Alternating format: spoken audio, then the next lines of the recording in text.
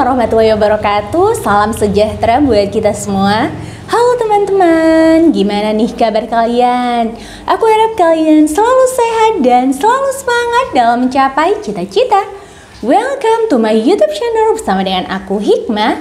Sharing is caring.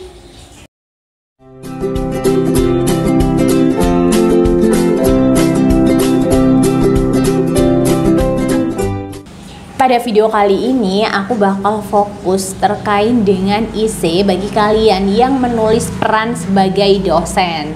Karena kebetulan aku sendiri dulu IC-nya juga terkait dengan hal tersebut dan alhamdulillah sekarang juga udah jadi dosen gitu ya. Jadi ini bisa menjadi pengalaman juga, bisa berbagi ke kalian. Semoga yang aku bagikan ini benar-benar bermanfaat buat kalian, terutama buat kalian calon dosen. Ada beberapa hal yang harus kalian cantumkan di IC kalian, misalnya kalian menulis peran kalian sebagai dosen. Nah, yang harus kalian cantumkan yang pertama yaitu terkait dengan alasan kalian menjadi dosen. Kita perlu tahu ya bahwa menjadi dosen itu merupakan profesi yang mulia gitu ya, karena kita mengamalkan ilmu, kemudian memberikan manfaat. Itu juga bisa kalian cantumkan dalam IC kalian, misalnya kalian menulis peran kalian sebagai dosen. Selanjutnya, kalian harus mencantumkan Tridharma Perguruan Tinggi.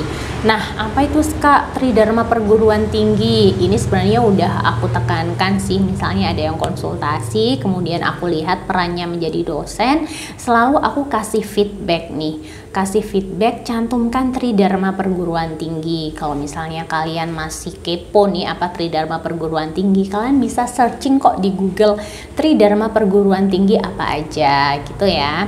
Nah, tapi di sini aku bakalan jelasin secara singkat aja. Jadi Tridharma Perguruan Tinggi adalah kan 3 ya, ada 3 tugas utama dosen ya. Yang pertama adalah pengajaran, yang kedua adalah penelitian, dan yang ketiga adalah pengabdian.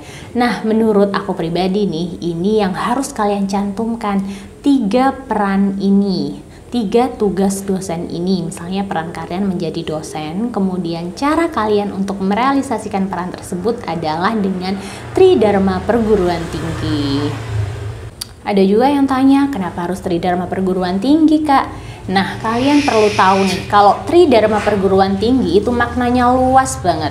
Misalnya yang pertama, pengajaran. Kita akan mengamalkan ilmu, kemudian memberikan manfaat buat orang lain, transfer informasi, sehingga dapat meningkatkan kualitas SDM ke depannya. Kemudian yang kedua adalah penelitian. Kalian perlu tahu bahwa penelitian ini nantinya hasil dari penelitian dapat memberikan manfaat bagi banyak orang dan bagi banyak pihak. Dan juga dapat memberikan manfaat juga buat objek yang diteliti gitu ya. Kemudian untuk yang ketiga yaitu pengabdian. Nah, di sini kuncinya. Pengabdian itu artinya kita memberikan kontribusi kepada masyarakat. Kita memberikan kontribusi kepada lingkungan kita. Pas banget nih sama yang dicari sama LPDP, yaitu mencari orang yang mempunyai komitmen dalam memberikan kontribusi kepada lingkungan, kepada masyarakat. Nah, kalian buat misalnya kalian mau jadi dosen ya, kalian harus tekankan juga nih di pengabdian ini, memberikan kontribusi, memberikan manfaat. Nggak usah kontribusi yang besar banget, cukup kontribusi kecil tetapi nyata. Selanjutnya, misalnya peran kalian itu ganda ya. Misalnya jadi dosen dan juga jadi konsultan bisnis, atau jadi dosen dan juga jadi entrepreneur.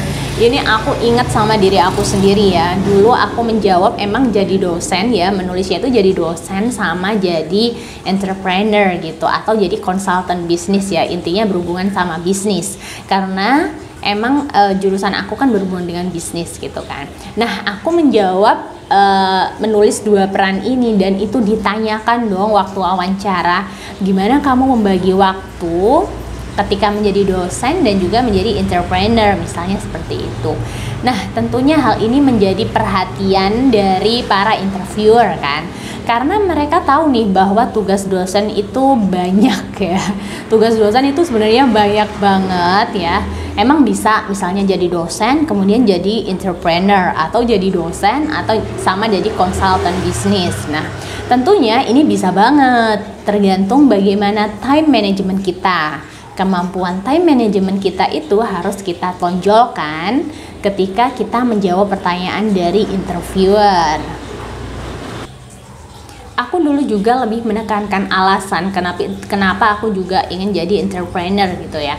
Karena aku juga ingin membuka lowongan pekerjaan, ingin membuka lapangan pekerjaan sehingga dapat mengurangi pengangguran. Dulu aku seperti itu ya, pikiranku seperti itu, yang aku tulis seperti itu, begitupun yang aku jawab ketika aku lagi interview.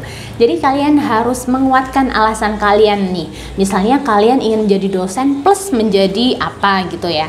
Jadi dua ini itu setidaknya itu juga satu bidang dengan kalian ya. Atau paling enggak kalian mempunyai kemampuan time management untuk menjalankan dua peran tersebut. Nah, cukup sekian video dari aku, semoga bermanfaat buat kalian yang lagi menyusun IC ya, terutama buat kalian yang mau berperan sebagai dosen. Oke, aku ingetin lagi ke kalian bahwa aku masih membuka konsultasi IC secara gratis buat kalian yang mau mendaftar beasiswa LPDP di tahap 2 melalui DM Instagram, tapi penuhi dulu langkah-langkahnya ya. Untuk langkah-langkahnya kalian bisa tonton di video aku sebelumnya. Berusahalah semaksimal mungkin dan juga jangan lupa untuk berdoa sehingga hasil yang kalian dapatkan maksimal. Salam sukses dan salam Awardi.